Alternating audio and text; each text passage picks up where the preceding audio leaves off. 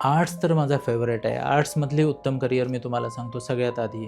पुढचे 35 ते 40 वर्ष सगळे सॅल्यूट करतील एका करियरला ज्याचं नाव आहे सायकॉलॉजी. सायकॉलॉजीचा अभ्यास नक्कीच करा.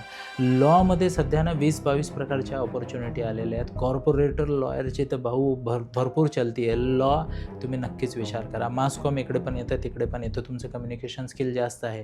तुम्ही दोन्ही माध्यमातून पुढे जाऊ शकता. ह्यानंतर गव्हर्नन्समध्ये आणि पॉलिटिकल सायन्समध्ये पण खूप स्कोप आहे. सिटी डेव्हलपमेंट चालू आहेत. गव्हर्नन्सचे नवीन आहे ना, आपलं जे म्हणतात की मोदी सरकारच्या काही ना काही घोषणा असतात, तर गव्हर्नन्समध्ये खूप छान करिअरचे ऑप्शन्स आहेत. स्टॅटिस्टिक्स आपण म्हणतो, तो पण मॅथ्सचाच पार्ट आहे, दुसरा भाऊ आहे, पण त्याच्यामध्ये तुम्ही काम करू शकता. इकॉनॉमिक्समध्ये खूप छान करिअरच्या अपॉर्च्युनिटीज आहेत. प्लस काही ज्याला म्हणतो ना, देशांकडे एक्स्ट्रा बजेट्स पण आहे.